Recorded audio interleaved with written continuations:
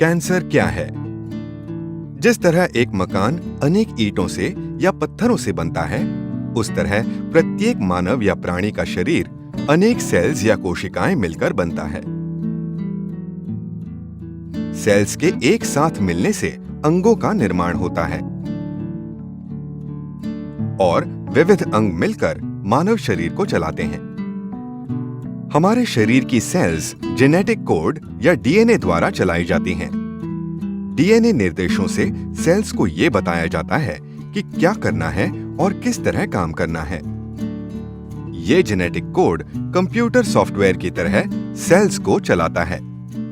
हमारे शरीर की सेल्स निरंतर विभाजित होकर नई सेल्स का निर्माण करती रहती हैं, ताकि पुरानी सेल्स को बदला जा सके और शरीर का विकास जारी रहे। आमतौर पर एक सेल कई बार विभाजित होती है और फिर इसके नष्ट हो जाने के बाद खुद ब खुद एक नई सेल इसकी जगह पर तैयार होती है। ये प्रक्रिया बेहद नियंत्रित होती है। कभी-कभी डीएनए में डिफेक्ट या गलतियां हो जाती हैं और खराब सेल्स का निर्माण होता है। ये खराब सेल्स लगातार विभाजित होती हैं और उनकी संख्या बढ़ती रहती है। ये सेल्स ठीक तरीके से काम नहीं करती हैं और ये कैंसर का रूप ले लेती हैं। जब किसी अंग में कोई कैंसर युक्त अथवा खराब सेल्स आ जाती हैं, तब ये अंग कार्य करना बंद कर देता है। क्योंकि शरीर में सभी अंग एक दूसरे से जुड़े होते हैं, इसलिए जब कोई एक अंग सही तरीके से काम करना बंद कर देता है, तो अन्य अंगों पर भी इसका प्रभाव पड़ता है। शुरू में जिस अंग में कैंसर पैदा होता है, उसी में ही बढ़ता है। इसे प्राइमरी स्टेज का कैंसर कहते हैं।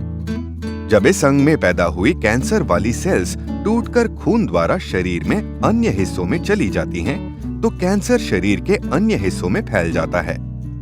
इसे सेकेंडरी कैंसर या मेटास्टैटिक कैंसर कहा जाता है। कैंसर क्यों होता है?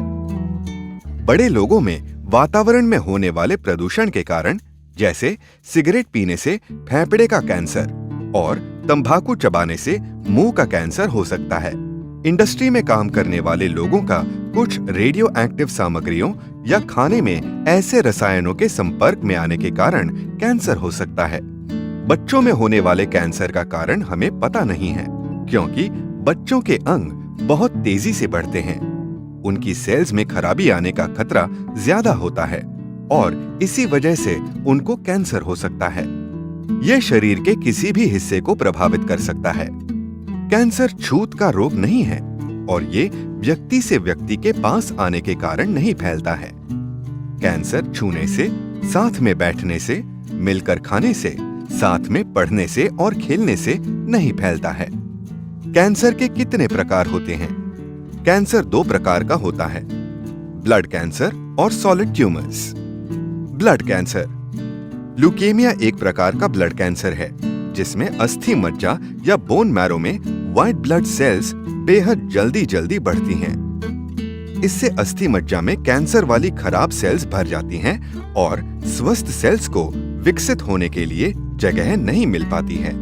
ब्लड कैंसर के एक अन्य प्रकार को लिम्फोमा कहा जाता है और इसमें लिम्फ नोड्स में मौजूद व्हाइट ब्लड सेल्स बेहद जल्दी विभाजित होती हैं। सॉलिड ट्यूमर्स, इसमें कैंसर युक्त सेल्स शरीर के किसी एक अंग पर मिलकर एक गुच्छा बनाती हैं, जिसे ट्यूमर कहते हैं। ट्यूमर शरीर के किसी भी हिस्से में विकसित हो सकता है और ये शरीर के स्वस्थ अंगों को नुकसान पहुंचा सकता है। कभी-कभी कुछ ट्यूमर्स धीरे बढ़ते हैं और इनसे जान को खतरा नहीं पहुंचता है। इन्हें बिनाइन ट्यूमर्स कहते हैं। मैलिग्नेंट ट्यूमर्स तेज बढ़ने वाले ट्यूमर्स होते हैं और जान के लिए हानिकारक होते हैं। इनका तुरंत उपचार किया जाना चाहिए। कैंसर का उपचार किस तरह किया जा सकता है? बच्चे में कैंसर किस प्रकार का है, इस पर उपचार के प्रकार निर्भर करते हैं। हर बच्चे का इलाज अलग होता है और इसका निर्णय डॉक्टर के द्वारा लिया जाता है। सॉलिड ट्यूमर्स को निकालने के लिए सर्जरी का प्रयोग किया जाता है।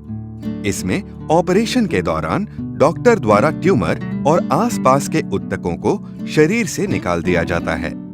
कीमोथेरेपी में खाने वाली या इंजेक्शन वाली दवाओं के माध्यम से कैंसर युक्त सेल्स को नष्ट किया जाता है।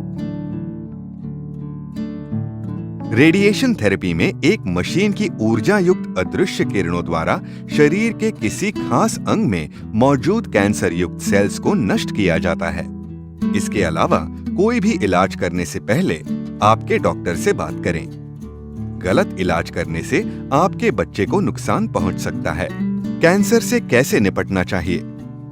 जब आपको पता चलता है कि आपका बच्चा कैंसर से पीड़ित है, तो ऐसी स्थिति में आशावादी और पॉजिटिव रवैया अपनाना सबसे महत्वपूर्ण होता है। जब आपको पता चलता है कि आपके बच्चे को कैंसर है, तो ये बहुत मुश्किल समय होता है।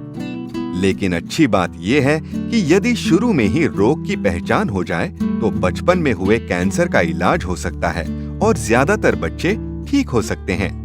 कैंसर के इलाज के शुरू होने के 5 साल बाद यदि आपका बच्चा ठीक है, तो कैंसर वापस आने की संभावना नहीं है। कैंसर के इलाज होने के बाद बच्चे बिल्कुल नॉर्मल जिंदगी जी सकते हैं। ये बच्चे पढ़ाई कर सकते हैं, कोई भी काम कर सकते हैं और बड़े होकर शादी करके अपने परिवार को बढ़ा सकते हैं।